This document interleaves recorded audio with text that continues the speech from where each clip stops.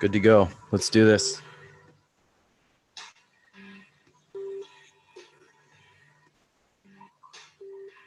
Is this you want to go live now?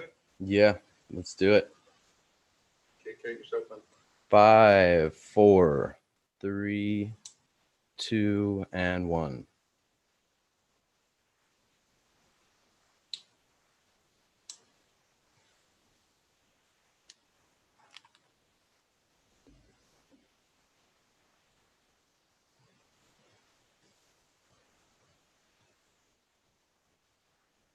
All right, and welcome to Matrix Body Mechanics Live. I am your host, Mike Sky. It's a pleasure to be with you this Monday, another week into the unknown. And just working out my screen transitions. Good to see you all. Aloha and welcome to Matrix Body Mechanics Live, broadcasting live on People for People radio. Whoa.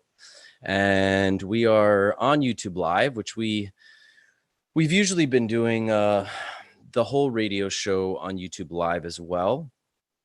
And you know, with our show continuing on in a natural refinement and progression and evolution to the process of trying to create information that is not intimidating, is not overwhelming, because there's a lot of information for us to learn about that we should have been privy to for quite some time. And so I'll take these glasses off so I can talk to everybody. So I have been editing the last interview from last week because since I tried to do a basic breakdown of Q, been having a lot of problems with Zoom and getting to YouTube Live and some glitches. And so I've been editing the last interview, which for reasons unknown to me, we weren't able to broadcast live. So we pre-recorded it, and I've been adding all types of graphics and medical charts and pieces of information that are visual into the interview. And it's a 2-hour interview, so it's been like a feature-length film that I've been editing and putting pieces into to help support the magical exploration into the mind-body connection and the concept of strama, which is stress plus time accumulated in the body that affects us and keeps us from being in a authentic and divine state of not just mind, but body and spirit. So I've bared witness, and I've talked about it on the show, to my personal observation, both with my children and the generations after, really from 1992 onward. If you were born from even 1988, 89 onward, there is a different structure to your brain than my brain, because you have been affected by a dopamine, serotonin, neurochemical insurgence stimulation, not just from interfacing with technology, but also from feeling the radio frequency waves of more of these electromagnetic radiation spectrums that have been continually introduced to our environment, which means to us and our biology. And so when your brain is developing and it gets exposed to stimulants, just as if you were introduced to sugar as a child, that affects how your brain develops. If you were introduced to caffeine, or, you know, let's say a 1-year-old somehow gets access to coffee while his brain's developing, that's going to really affect the neuroreceptor development. So what I'm witnessing is pretty much from the 90s onward in the adults that are now adults and children now, young adults and children now, millennial generation could be a good bracket to really embrace. But again, we're talking about developing brains up to 25 even 30 that have been born into and integrated technology into their neural development over the years. See, I didn't have that the same. My first PDA cell phone was in my 20s, probably 25. I had a flip phone and stuff, but the actual device that can give you messages, stimulate dopamine the same way, it really got upgraded after my brain was fully developed. So although I, like the rest of us, still built my own relationship and codependency for a period before I broke it and detoxed myself and then reapproached technology in a different way, which I suggest everybody to do. I still had a developed brain without that, which means my brain is different. What ways is it different? What ways is anyone's brain different that's older than you? I would say 36, 37 and older. Even to be safe, I would say 40 and older, but let's say even around 35. This also depends on how much technology exposure you did have, because there are always exceptions where people just they didn't have access to it. They, let's say, grew up in the country, and you know, what would have seemed like back in the day something not as cool as growing up more around the culture actually becomes a blessing. So what I'm seeing is that real life doesn't engage the dopamine serotonin response the same way that virtual interfaces do, because they give you more of an instant gratification as well as a virtual understanding of relationships in a way that is conceptual. It's not real. Real relationships have ups and downs and periods of uncomfortability.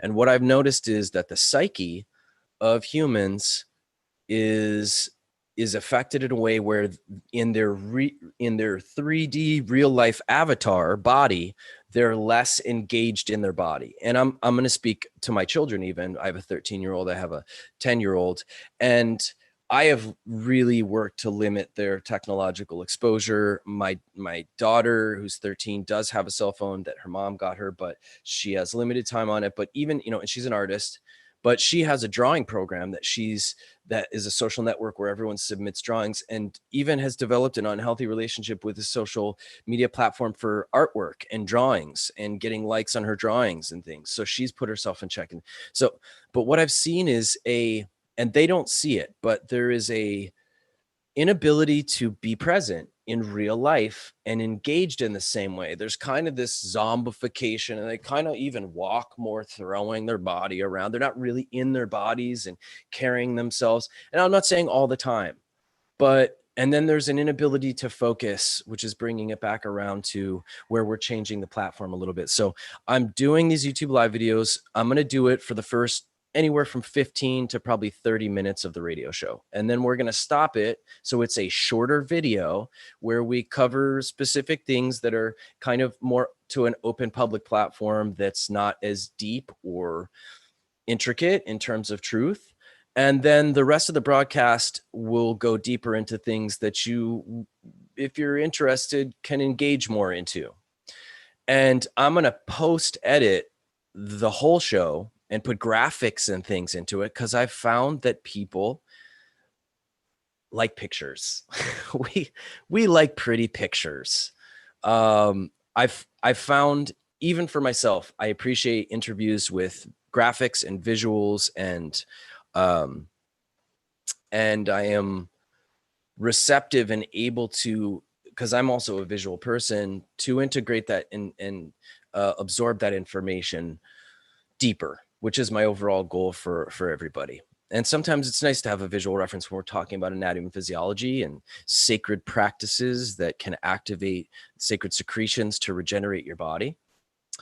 Or what we're going to get into today in this YouTube live video, which is we're going to be exploring what's called Ming, which is this stuff right here, which actually I think you can, if I kind of block the light, you can see it's glowing right now. Even in the light, it's glowing. I've been trying to charge it up a little bit. So maybe if I try to, there we go. You can kind of see if I block the light.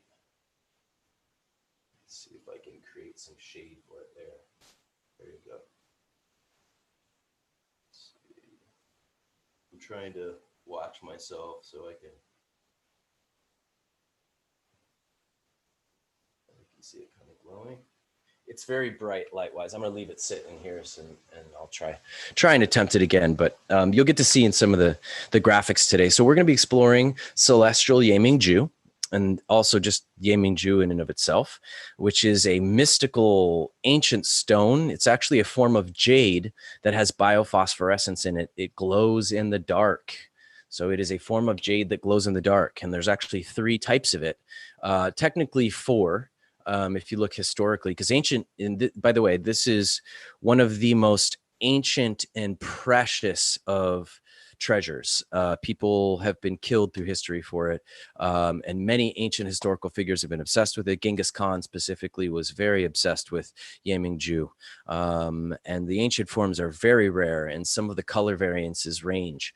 But the basic 3 colors are green, blue, and purple, and each one has a different vibrational aspect to it in terms of chi and essence. Because with chi and essence, you have energizing, you have restorative, and you have activating.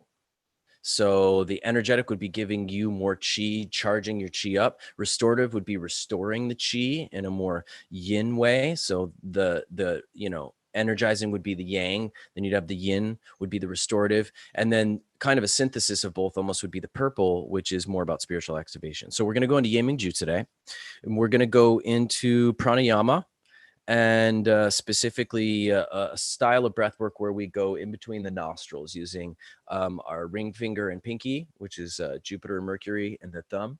And we do this breath work, a style very easy to clear the nasal passage, oxygenate the brain.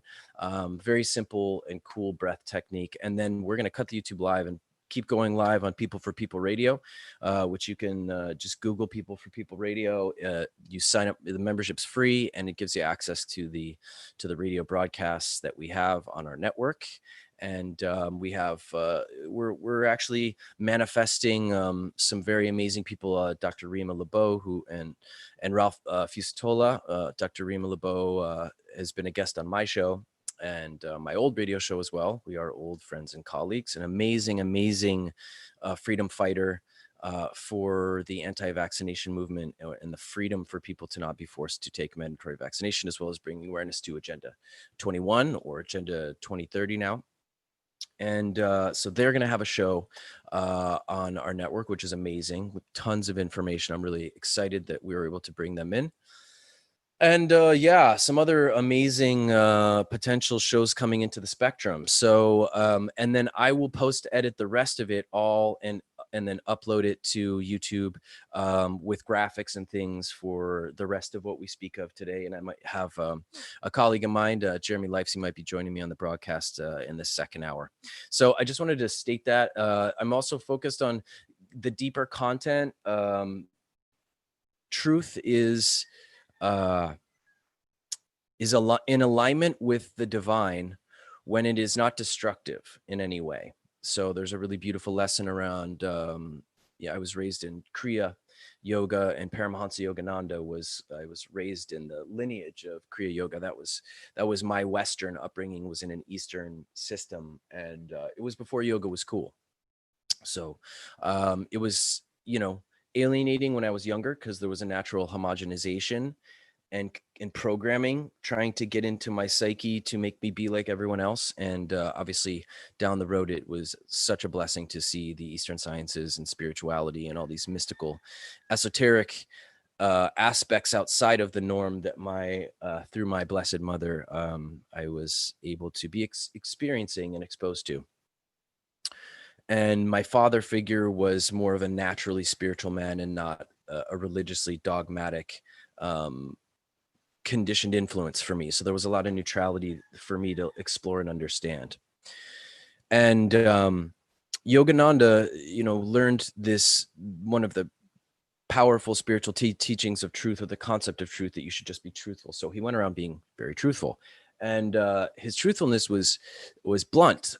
Like he saw his sister and was like, "I think your dress is ugly." Just being truthful. So his mom sat him down and said, "Yogananda, if the truth harms anyone in any way, no matter how true it is, it's not in alignment with the divine." So it is a time of a dissemination and exposure to information, and we are in the midst of Red October, as it's been put. And wow, there's a lot to cover and to get into, but some people aren't ready for all the depth of that information. I was blessed to have, I was blessed and I earned the magical right of knowledge and information in intel, because I had a radio show 10 years ago where I built some very high up information and intel networks and had some amazing scientists and very high up people connected into Washington, D.C. That would come on my show and were able to speak, and we gave them a platform, and that has come in really useful in this time. Kind of got reactivated through the pandemic, and of course magically we have now a radio show again, and so now the intel network has definitely been boosted, and it's a powerful thing to have information. It's also very isolating because I can't download the experiential wisdom and knowledge and awareness of what I know, nor could I share a good portion of what I know with the populace, because any real information can't be shared about what's going on or going to go on, because it would affect what goes on. And that's just how it is. So, but we can introduce truth and information to people in a a step ladder of awakening, of revealing, as the apocalypse as a word means great revealing. So that's also my intention is with YouTube Live, keeping it shorter, and then being able to also take the interview with graphics and cut up smaller segments, 3-minute or 6-minute segments of information with visuals for people to be able to digest in pieces. So with no further ado, I wanted to kind of make that announcement to everybody and share with you all. And I appreciate you all for being a part of this. And if you again feel this is helping you in any way, feel free, for sure, subscribe, check out matrixbodymechanics.com, the website where we have a lot of information. Check out the rest of the videos on here. I was just looking through yesterday and I was like, wow, we've really built a solid body of information. You can scroll through, 30, 40 plus videos, dating back, over a decade of information we've been trying to share, sharing in a context. And that's where I'll apply the try, in a context that is absorbable for you without going through a lot of the foundation of what it is to learn the spiritual sciences. That takes more time. We're trying to concentrate it because I've talked about this in previous shows. We have less than 3 months till a very amazing cosmic event that hasn't happened for 6,000 years, a cardinal shift. And this specific one, all of the different, we'll just say planets go into alignment, but let's just say planes of existence have different transitional periods or apocalypses, and they're all lining up for this specific one. So it's a very powerful time. It's a time when there's going to be very confusing and very cosmic energies that you're going to have to really tap into your intuition, because you will most likely be told the opposite of what's happening that you may not understand in the skies around you, in your environment and whatnot. And the lead up to it, guarantee those that have been working to control and disrupt this world in its true nature will try everything they can up until this time period to really confuse and dissuade you from the true path, the path of the straight and narrow, the goodly godly path of aligning with the divine, and embodying what it is to fully emanate our true divine nature, which is a higher level of a quality of living and existence. And so many things like Yaming Jew are that's why you don't know about them. That's why we want to explore and get into it. And this specific information I'm going to go through was created by an amazing Jedi who I have not personally met, but I know and have had people close to me, very close to this individual, in bringing this magical stone, this healing tool, this chi technology, very ancient to people in the modern day. And their website is Celestial YMZ. So that'd be Yaming Jew. Jew is ZHU.com. And they have more information and I believe access to where you can actually connect. There is a lot of fake, phony Yaming Jew. out there, where they just use artificial phosphorus and they compress it into stone. So you can look up Yemingju and you'll see a lot out there. This is the only real certified source I know in the United States for it. So, and I'll put their website stuff on the bottom once we get into it. So with no further ado, I'm going to dive in right off the bat to our graphics for our, there we go, for our first exploration, our first little segment we're getting into with Celestial Yemingju, the ancient lineages. And like I said, the goal is to be able to explore deeper things with the Great Awakening, with those of you that want to dive deeper in, because, you know, I know it's intimidating for 2-hour videos. I know a lot of people won't even watch a 2-hour video, but there is obviously, as you can see here, a lot to get into.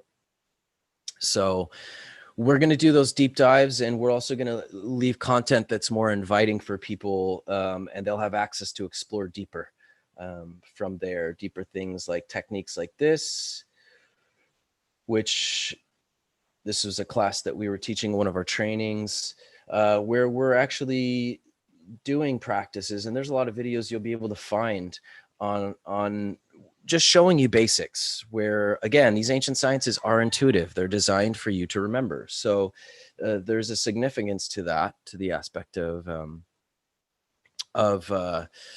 intuition, and your hard drive has these programs actually in it. You just need an access code, which a lot of times is just a breadcrumb trail to follow. I can tell you with the yogic sciences, so much of it, besides what I was trained by teachers, I'm blessed to have some very amazing yogis and gurus over the decades. It's interesting to say that out loud, over the decades of my life. But at the same time, they were always still leaving breadcrumb trails for us, which is what I hope to be able to do for you all. And I wished I had somebody to do that for me. If I hadn't been blessed to have these individuals take me into a familial guru-disciple one-on-one relationship, which is the Eastern format for the Eastern sciences. In the West, unfortunately, it got very Westernized into being in a class of 50 people. I was blessed to really have a one-on-one guru-disciple relationship, which is what I'm looking to carry on in all of the magical uniqueness of having those experiences one-on-one, and the unique character and the personalization of the exchange of information. And that's what, you know, ironically, we're trying to do on a more virtual level. And I want you to feel that exploration come with it. So here we go. Celestial Yemingju. This is the green. So this would be the first one that I was talking about, the energizing. Here's a little sphere of it. And again, I actually have some here that I'm going to try to show you a little. Maybe I can try to block out the light a little bit more so you can see it and really see it glow. The one I have is actually a fusion of blue and green. And so you get variances with it. But Celestial Yemingju is different than Ancient Yemingju, which is the priceless stuff. Celestial Yemingju is, and you're going to see as we go into the information, was created by 3 different magical wizards in China who found a way to press the ancient actual Yemingju biophosphorescence into a crystal silicate that they've tested, and it actually holds chi resonance like the ancient does. And it was a very magical process that they, these brilliant wizards were able to come together and do, to be able to take the ancient sediment, because they'll find Yemingju in its, they'll find it and they'll mine it, and it's almost like a powder. And they found a way to press and create a crystallization where it actually does the purpose of ancient Yemingju, which is chi flow. It is, it holds chi energy. So ancient Yemingju, let's explore. Ancient Yemingju is the dragon and phoenix pearl of myth and legend. In reality, it is a rare earth crystal that glows with brilliant light. Once exclusively owned by China's royals, it is considered by Feng Shui masters, Buddhist priests, and Taoist adepts to be one of the rarest, most mysterious, and precious objects in the world. It is said to bring health, happiness, and good fortune to those in their lives. Ancient Yemingju is found sequestered in many minerals with high concentrations of rare earths, even ruby, sapphire, and diamond, but usually in fluorite. It has been unearthed infrequently around the globe, but it is primarily found throughout China and Mongolia. Yemingju is not found in Western geology textbooks. Until recently, it was completely unknown. In China, Yemingju is one of her deepest secrets, greatest mysteries, and most priceless treasures. And you can see some of the blue here and then some of the green pieces. And as they press them, they end up in different shapes that then can be polished and or cut. So modern Yemingju, or celestial Yemingju, after decades of research, Chinese scientists learned how to alchemize the rare earths in ancient Yemingju, lanthanum, europium, dysprosium, to create the modern Yemingju. This crystal energy gem is modeled after the diamond ancient Yemingju, the strongest and brightest ever found. Its crystalline structure makes it twice as hard as fluorite. Yemingju and imparts the same energetics as the ancients. The unique optical and electromagnetic properties of the rare earths within its diamond-like crystalline structure are what make it glow. Modern Yemingju is certified non-radioactive and food safe. Its strength and durability enables it to be worn and crafted into useful items. At 30 plus times less costly than an ancient of the same size, Yemingju is truly accessible finally for the first time. And folks, when I say that, I want you to understand that ancient Yemingju is so priceless. I think the largest piece is on top of the Chinese World Trade Center building and it's massive. I don't even remember how. It's like 100 tons and it's worth like $50 trillion. Interesting that they put this giant chi ball on top of that building, but they did it for energy, for energizing.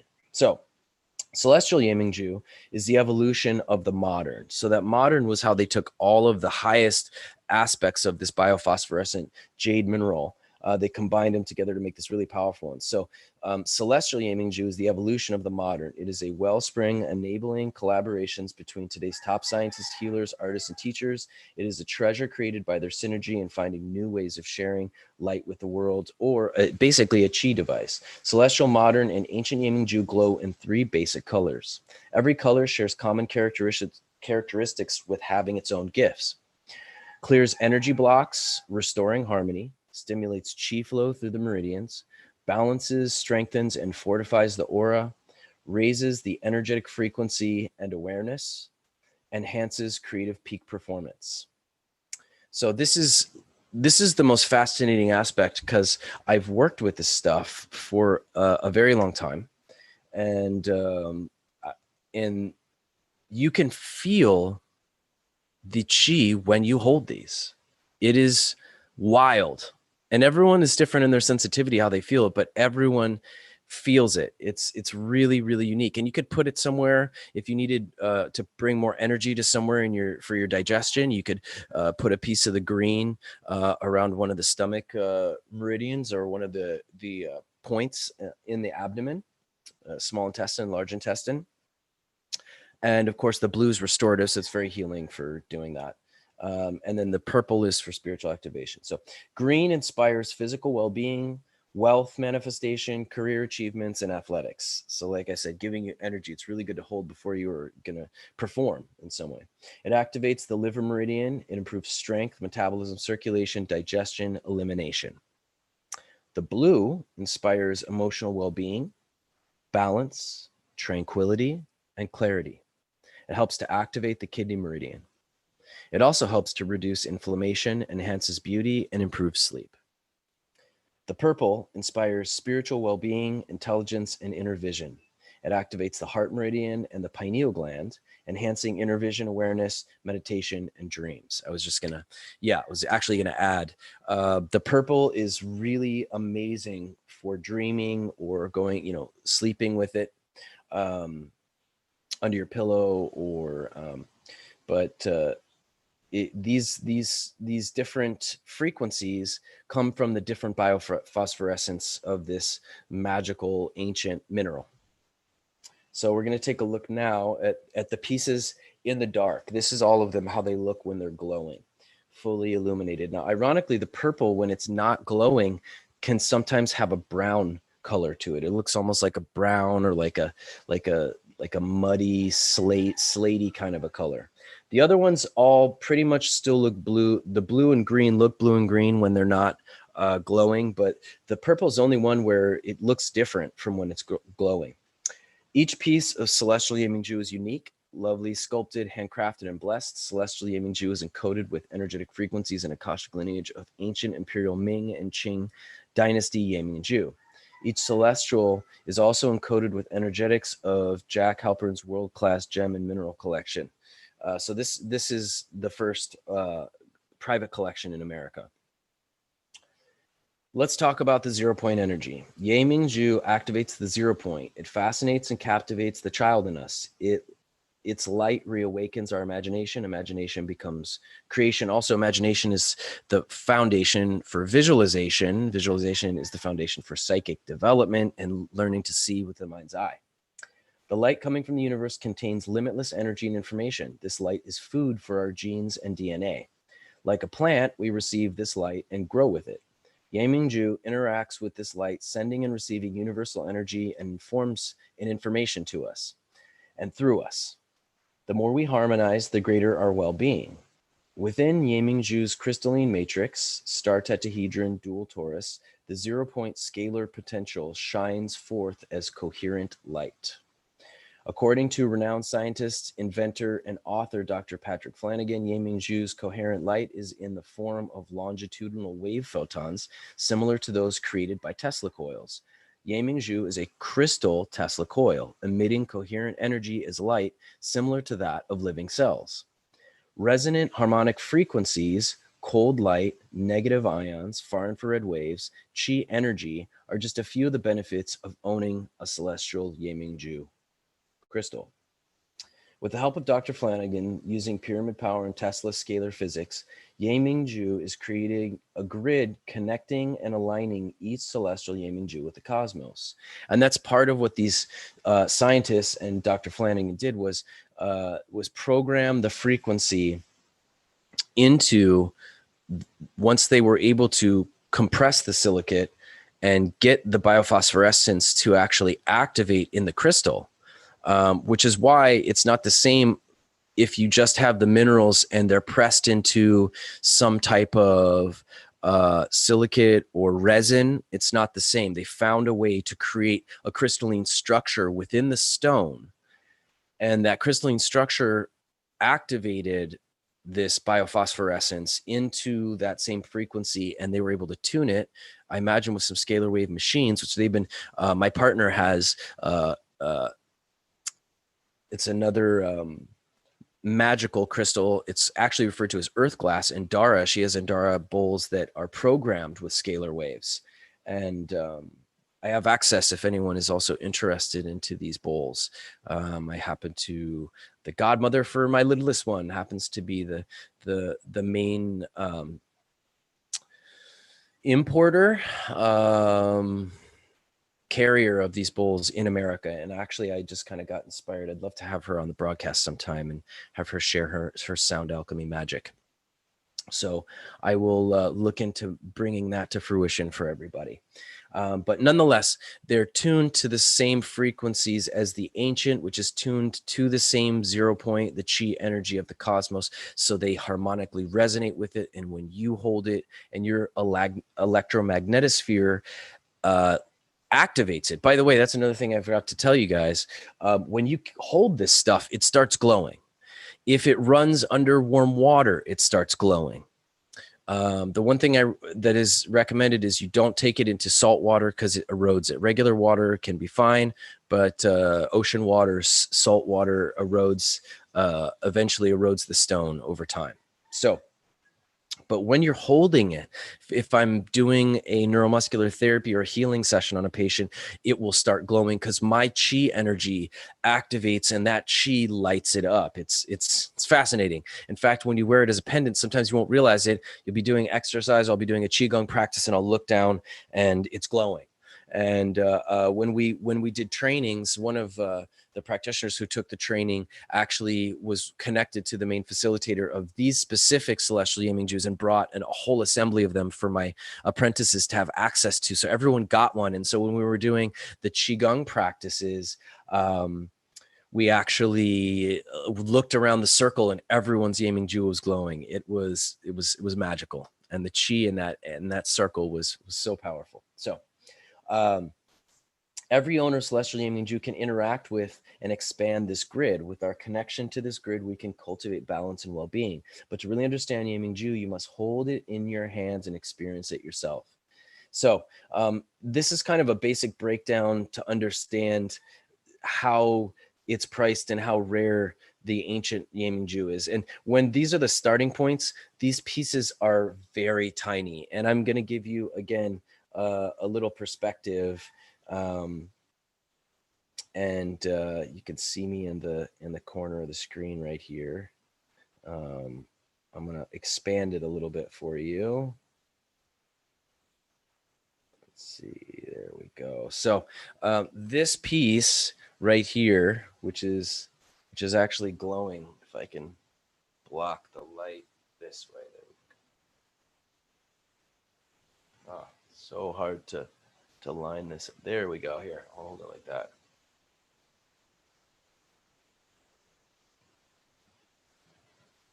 Okay, let's see.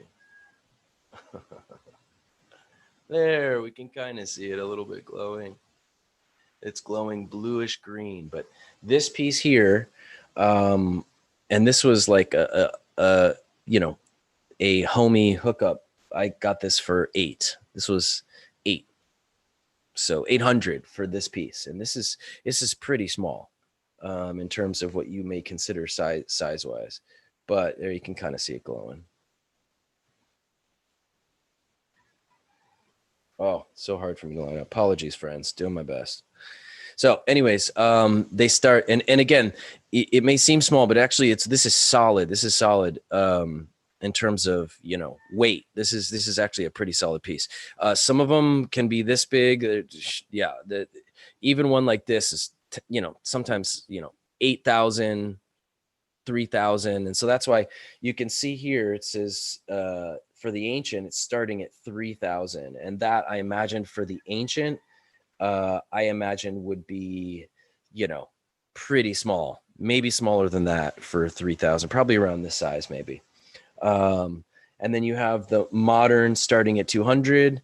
And then you have the celestial starting at 100. So celestial Ming Yiming Ju is constantly growing with exciting new products, tools, applications arising from the collaborations of today's top scientists, etc., with unique shapes of the stones, fine jewelry, energy tools for yourself and your environment, continually comforting to life. We are delighted to share these. Okay, so since celestial Yiming Ju is the evolution of modern, we are phasing out the remaining modern inventory. Interesting. We still have a small selection, so there may not even be access to any more of the modern. And of course, the ancient is extremely limited and valuable. It's available in African and starburst varieties in the shape zone. So when they say the ancient, so we've gone through 3 colors of them. But for perspective, the ancient Yiming Ju is going to be more like this color here. This white. In fact, some of the more rare, it literally glows white, like white light, like a glowing white orb. I've also seen variances of glowing gold or kind of an orangish gold as well. And then you have, variances of the biophosphorescence, which would be, like this one's kind of a greenish blue. And actually, somewhere I couldn't find it today. I have a little black light. So when you shine it on it, it just, it lights it up to where it's literally glowing. So, but just holding it in my hand, it pulses. It pulses and it warms. And I'll try to hold it closer. You can kind of see a little bit better. See if I can get it to focus in. It has texture to it. This is the last piece. I got a bunch of this because I was so blown away with how I felt from it. I actually even got some acupuncture needles, but they're acupressure needles, and I would pressure point, acupressure point patients that I'd be treating in, isolated areas specifically, or the spine. And I got a purple and a green and a blue one, all of which ended up being taken from me, from life, just losing them. Or I even got my children each one. They all ended up losing theirs. My daughter kept hers the longest. She loved it so much, and somehow it fell off of her chain at school. She was so sad about it. And there you can see some of that green in there a little bit. And this is the last piece we have. I used to have a really beautiful blue sphere that used to sit as a necklace for me. And I haven't wanted to drill into this one because I want to leave it in its integrity. So I've been thinking about wrapping it with, some type of, a gold coiling or something really clean, or having it set. But this is the last piece that I have, and I feel very blessed to have it. I really notice a difference holding it. I really wish I could. I'm going to try one more time. Make it dark. Oh. So Yemingju is such a special, magical thing. I was intuitively very drawn to it. I felt some ancient connection to the dragon's pearl. It's depicted in a lot of ancient Chinese culture. As I said, some of the ancient Yemingju has been stolen and hidden away for generations in a family. They would hide it away and protect it with their lives. I've seen tea sets made of Yemingju, little teapots or teacups. It's such a special thing, and you have to really experience it to find value in it the same way. But I've found that bringing awareness for you to know it exists, you might end up attracting it into your field. Let's see. There's different publications. One's called Energy Gems, Yemingju, Ancient and Modern. It was published 2013, explores the myths, the legends, the history, the geology. This is just a little look into it, folks.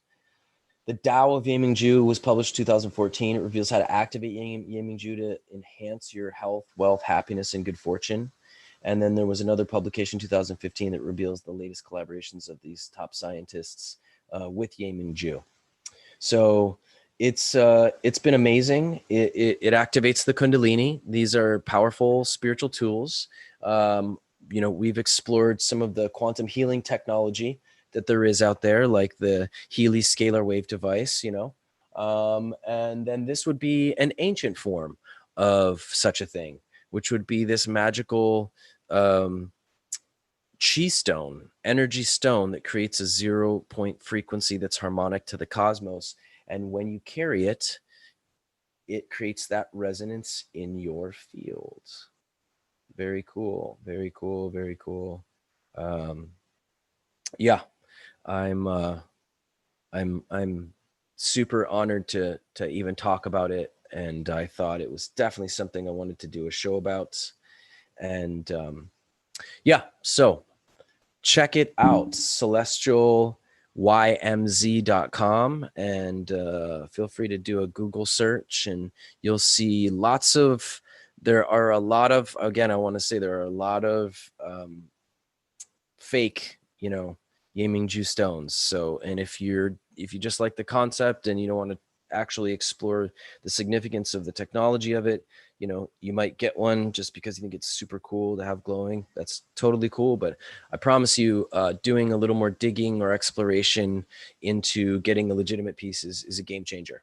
So transitioning now into a Kriya, where we're going to be going between the hemispheres of the brain through the hemispheres, or the split between the nostrils of our right and left.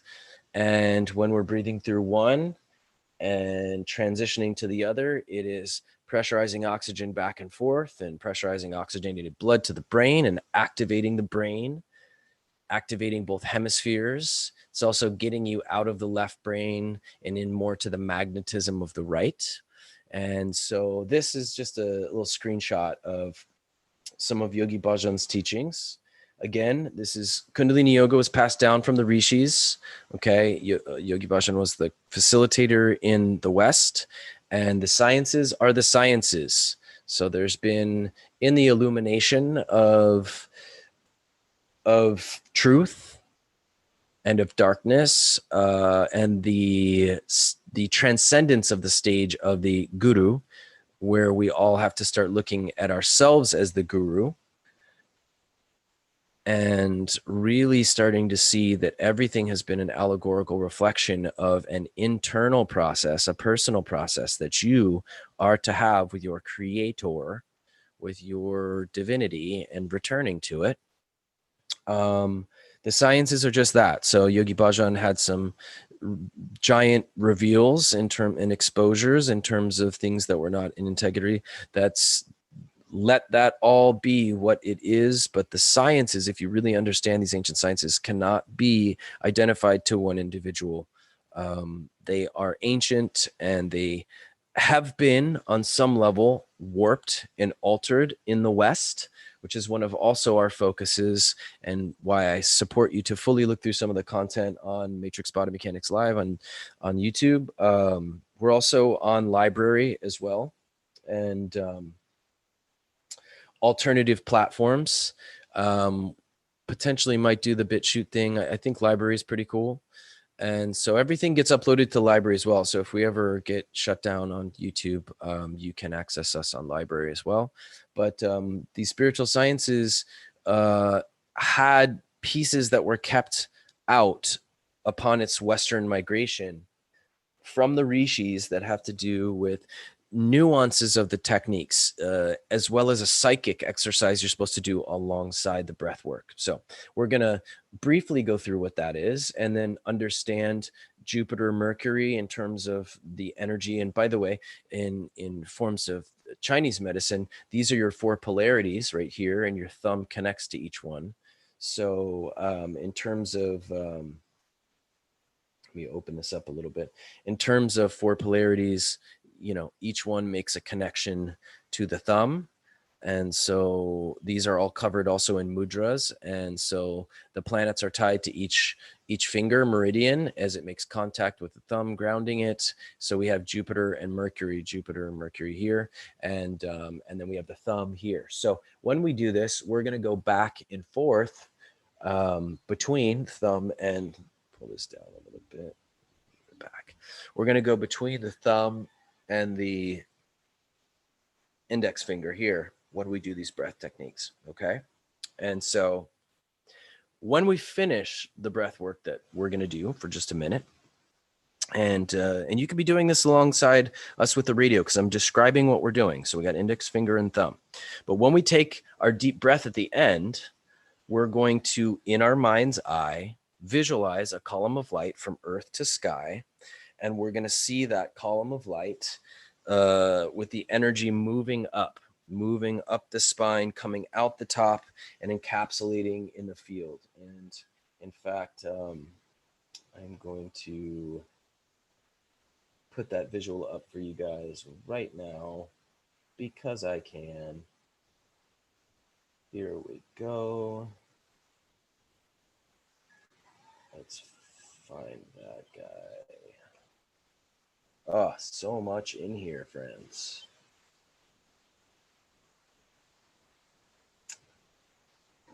Find a nice visualization. But I want you to, that visualization can be anything that you want it to be. It can be anything you want it to be. But I want to give you a visualization as a reference point for you to expand off of. So let me look for one that feels good. I see two energies moving up the spine for my personal visualization. I see two energies ascending up, and that ascension up, again, is going to look different for everybody, but you could see two comets, you could see two just kind of energies that are actually climbing up. And let's see, here we go. Go to this one. a lot of images in here. So many. But I'm looking for a really nice one. I just had that I feel like would really help. Would help everybody as a reference point that's visually watching. And for those of you here, I'm just going to bring this one. So this is actually a great visual. Thank you, Charlie Freak, for these beautiful references, the way they're spelled out and whatnot. So this is basically that magnetic field. And so this is what's happening to the Kundalini. It's going up, up, up, and it comes out the top. And if you don't, with your visualization, psychically direct it into the field, then it just sits at the top.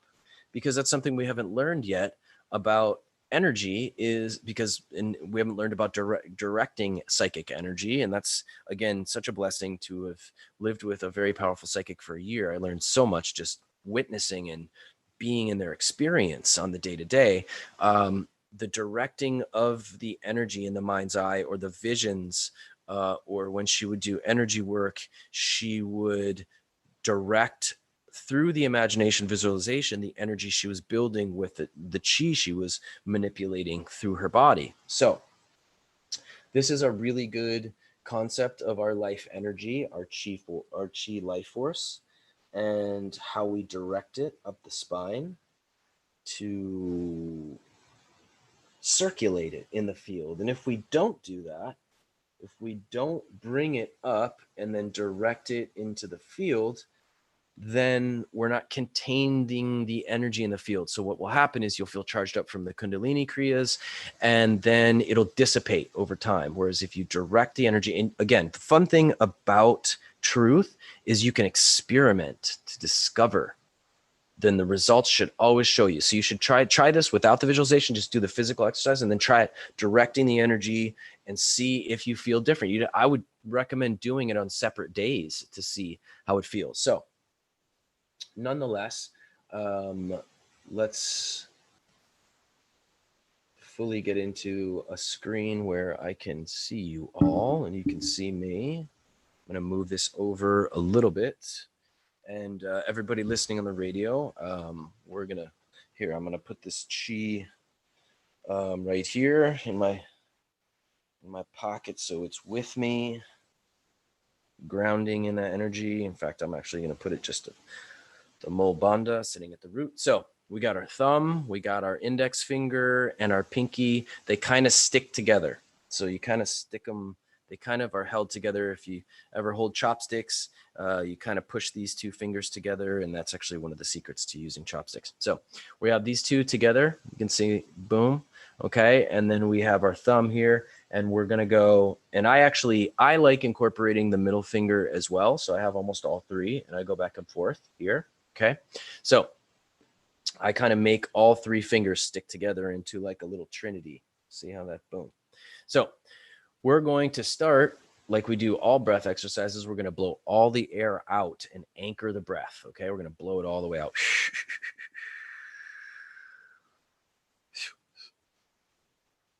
And stay breathless.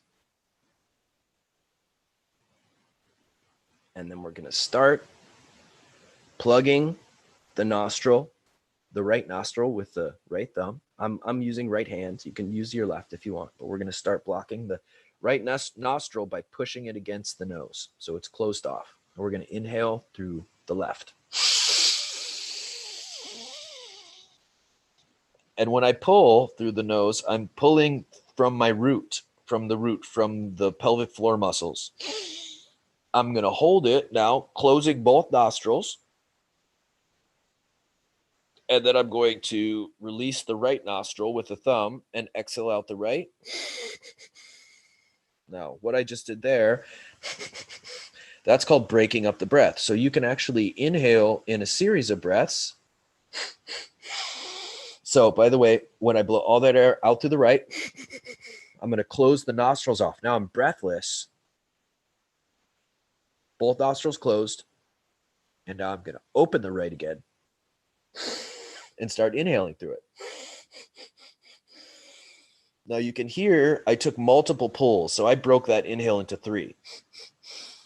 Got a deep breath. I'm closing the right nostril. Both nostrils are closed. And I'm going to open the left nostril and exhale out the left. Now you can hear I'm breaking my exhale up into multiple breaths. And that's actually me flexing this little valve back in the throat to open and close the air. And I've learned to gain control over that valve, so I have good control to open and close it. And it's a way of exercising. So now I'm breathless, closing the left nostril, both nostrils closed. And then we are going to open that left one back up. Inhale to the left. And we're going back and forth. Deep as I can, and closing both nostrils, holding. And opening the right. And close. Breathless. And opening the right again.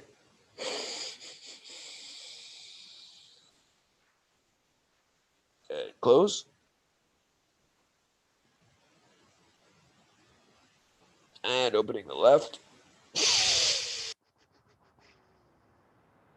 All the way out. And close, breathless. And inhale back to the left. So we're flipping back and forth. Inhaling, close. Exhaling out the other side. Close. And then inhaling back in that same side that just exhaled. We flip, flap, back and forth. And so we're going out the right now. And close. Now inhale on the right. Pulling from the root. And close. And exhale the left.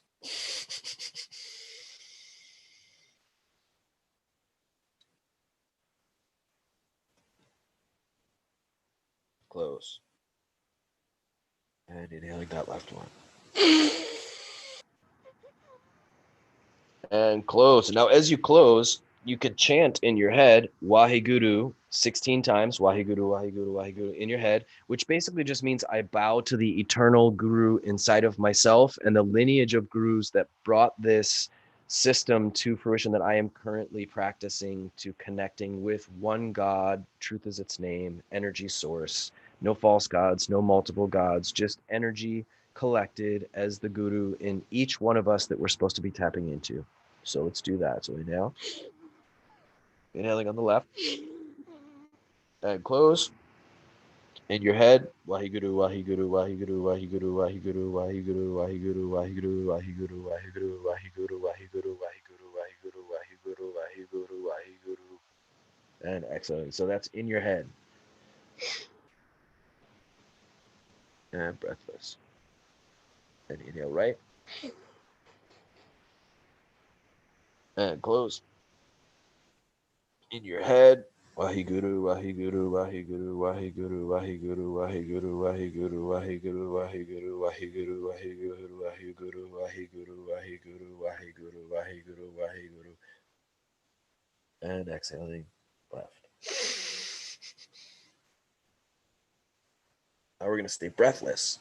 We're right at the end.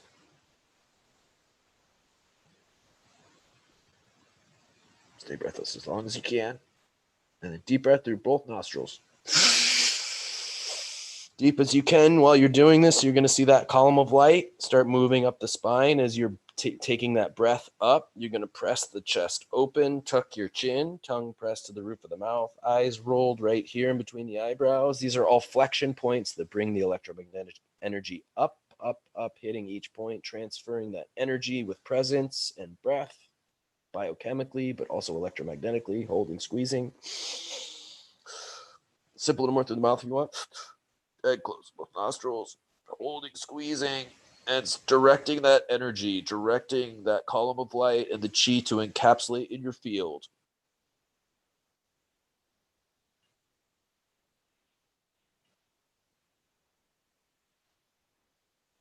And exhaling through both nostrils.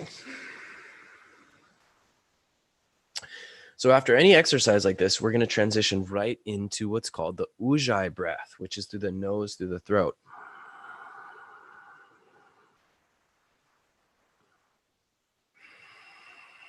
That ujjayi breath is going through the nose, through the throat. This little valve is open. It's allowing you to pull the breath slower, more elongated, which regulates the heart rate.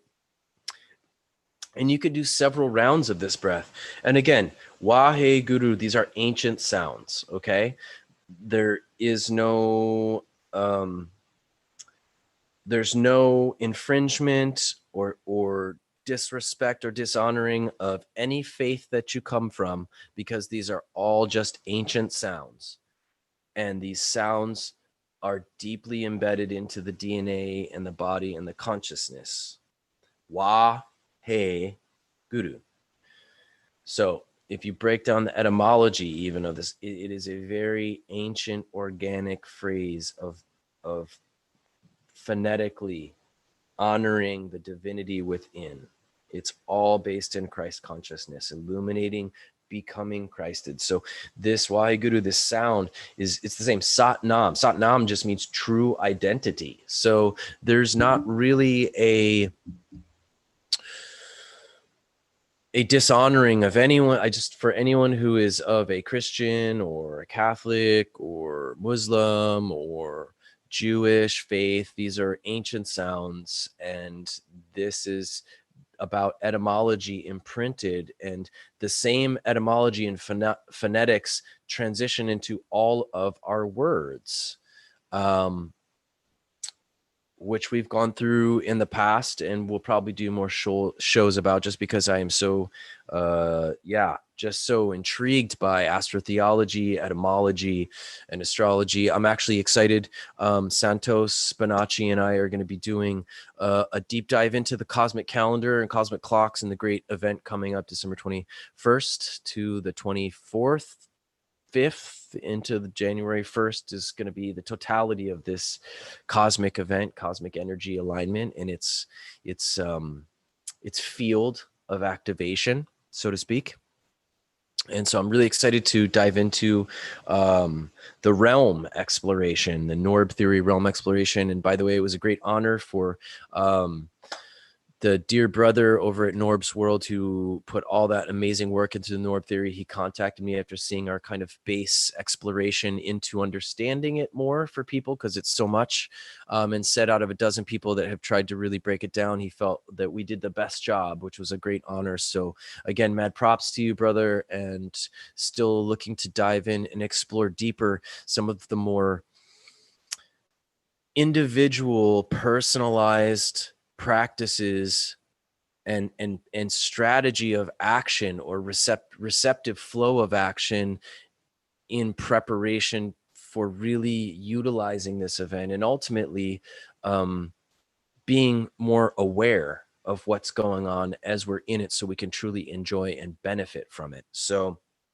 I'm excited to deep dive with him more into that, and actually explore deeper into to it, as well as like I said, now doing interviews that I edit first before posting them on. Instead of just live, I can put so much more clean flow to the dissemination of information, the exploration of information with this, to get it even cleaner than the live video we did on it. I look forward to doing that because there's just a deep intuitive pressure to decode, decipher, understand, explore deeper, because yes, we have less than 3 months for a cosmic event that's about to take place that we technically should have been preparing for thousands of years for. But that's how powerful the spiritual science is, and awareness and awakening can be when you put energy and effort into it. Is I truly believe we can all start getting really prepared. It's not too late. And we're all about to be very tested. And when I say that, I mean, a lot of people that have supposedly been dead or killed themselves or died are popping back up, because we have more control, whether you understand it fully or not, of the virtual interface and the internet. So they're fully coming back out on Twitter. And, you know, Isaac Cappy is one of them, you know, and I've, as an empathic intuitive, have studied him, his videos, his dialogue, his dissemination of information for quite some time. And it is definitely him. And he was reflecting on the event that I've seen coming up that's really going to shock the world. And it's going to scare a lot of us. And it's going to test your faith and your heart and your presence, your hope. But the faith falling strong, because hope is not connected to source. Faith is rooted in source, in the divine, in truly understanding there is a greater story and a greater consciousness at hand in the orchestration of all of our illumination and awakening. And we are moving from the Iron Age to the Bronze Age, which is a confusing apocalypse for us. It's an apocalypse of reveals and disclosure and new understanding and discovery. And we are moving into it whether we want to be or not. So one thing I can tell you about being more receptive and passive, which the world has been strategic and active for so long, is surrendering to the flow and the passivity of the flow of the system going along. We are in a crystalline holograph moving through time space, and it will continue to keep moving as the ocean keeps moving. And we have been programmed in the left brain to be strategic and active and think we need to do all these things to make things happen, when the reality is you're on a little boat floating in the ocean, and it's going to take you wherever it does. And you can either row with it or you can row against it, which you're going to get exhausted and probably not really get anywhere. So that is what we all need to be surrendering a little more into at this time. And there are events coming up that are going to deeply shock the world. And we need that shocking, because right now we are divided. There is a great majority of the populace that is so deeply indoctrinated into the psychopathy of fear and the false truth, the mistruths, the misdirection of truth of our history, of our political parties, of our social economic infrastructure, of our geopolitical infrastructure, of our indoctrination and enslavement to a corporate identity that is that corpse, if you will, that will be rising, as it talked about in the Bible, of the dead will rise. Well, we are the dead. We are corpses. We are corporations, and we are about to step out of that enslavement to be aware that we've been in that and are actually real living beings. And the only laws, land, air, and water, that apply to us are not on paper. Those are the ones we've been tricked and indoctrinated and signed our name to be privy to. So there's a lot of awakening that's going to come in this time. And there's going to be, you know, a end to an enslavement that has gone on for too long in that process. And I've been having visions of these earth changes and tidal waves and something from the skies, asteroids. Whether you believe in a flat realm or a spinning ball, which is very different perspectives if you think about it, to disorient you. Whether it's a flat plane or a spinning ball, where do these things fall into the picture? This is not from here. And I know you can't feel it, but the weight of this, first of all, it has what looks like a sedimented rock, yet you can see it's shiny because of the iron in it, and it is double the weight of its mass for sure. And this is one of two fragments I have from a meteor, space rock, some stuff coming from the sky. I mean, you know, there's been a certain amount of sediment that just falls from the atmosphere, from at least our inner atmosphere. So where does it all fit in? I've been seeing some interesting bodies in the sky, some fireballs burning out in the atmosphere, nothing too big. There was one in March in Africa that they tried to say was a gas bomb explosion, but then upon further research and discovery by some scientists, they actually found the fragments of something. So I'm not sure what it is, truly. But I can tell you that the world is very blind to how close we have been to a full socialist, Marxist, communist takeover. And they're still not getting it and are misdirecting focus at the wrong areas, because that's part of this deception and trickery, is to project, redirect, focus, blame of the ones actually initiating this to the ones trying to stop it. Very sneaky, very brilliant. So we're going to continue into that in the continuance of People for People Radio. I'm going to probably close out the YouTube live right now. Feel free to check out the full show that I'll be putting up over the next so many days, depending on how much I'm holding a 4-month-old and supporting mama through the process. Trying to edit these videos, I work in late hours in the evening to try to get this stuff done. And that's after making dinner for a bunch of kids and brushing the teeth and all of it. It is a full-time process and a beautiful blessing that we are all being more engaged into, from the rat race stopping because the world has stopped, which has been a beautiful gift we talked about last week with Christopher Lee Maurer, about the opportunity we have for all of us to start mentally restructuring our life. Because with the collapse of an infrastructure that's enslaved us, there has to, first of all, comes the withdrawal and codependency exposure of, how used to that we've been, and what are we all going to redirect and do with our time and our energy and our family dynamics. So it is a powerful gift for all of us to be able to reconstruct this and start thinking about, if money wasn't an issue, if you didn't have to stress about money and paying rent and power and debt, and you had a lot of money, we're just using our imaginations, folks, what would you do? What do you want to do if you don't have to work anymore?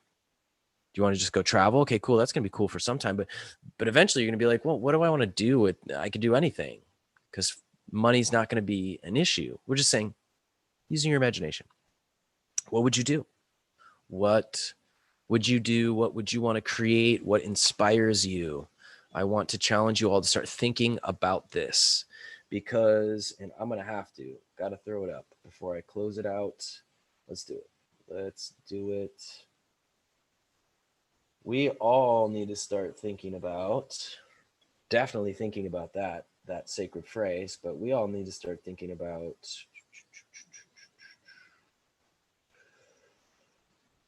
here we go, a new quantum financial system. Here's the logo for the National Quantum Coordination Office. And by the way, this, can't see the date on this.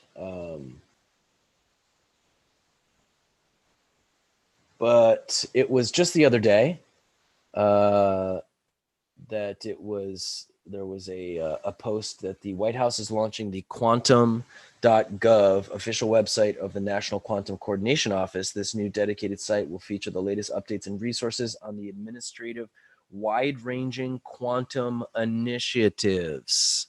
Okay, remember, our government, and most people don't truly understand what this means, our Federal Reserve, or not our, now our, the Federal Reserve was absorbed by the U.S. Treasury. If you don't truly understand what that means, it's time to start learning. And if you don't want to, it's fine. You'll be introduced to that and briefed on that very soon. So what that means is the Federal Reserve has been printing money with interest on principal, which is a doomed spiral of never paying something back. If they're printing money, they've printed the world's money and they've added interest to it, which is illegal. And our income tax has been our incomes have been taxed, which is also illegal. So there is a reset, which is also what has to do with getting a return, bringing a return to constitutional law. And this quantum financial system is cutting out the middleman of banks and giving you all of the money that's been accumulating on your social security since you were born. Your corporate identity is about that's been used as trade in the stock market where they bet against you. But all of us, that's what those stocks are. It's living beings. It's us. It's the people that are going to continue working and paying. So all of that is about to shift. That's what this is about. That's what this quantum financial system is being. So this is the actual, check it out, quantum.gov, check it out. They've been beta testing it. Recently, it was confirmed that it's thumbs up in Canada and other countries, and they've been beta testing. And also, that's what even though we're in a pause of the stimulus and all this because of the pandemic, this has also been the beta testing. Who else has gotten money directly into their deposit from the federal government? So I want you to start thinking about what you would do if everything changed. Just if not for anything else, to engage your imagination. All right. So in that regard, I am going to keep recording, but stop on the YouTube Live from here. Thank you all, and feel free again to check out any of the videos here on Matrix Body Mechanics. Feel free to check out the rest of the broadcast on People for People Radio. You go to just Google People for People Radio. I believe it's .png, and become a free member and instantly get in. There's a chat room in there. Some beautiful, beautiful people that I'm honored to work with each week and have conversations with each week, and they all put in a lot of energy and time, as I do, to bring this information to you.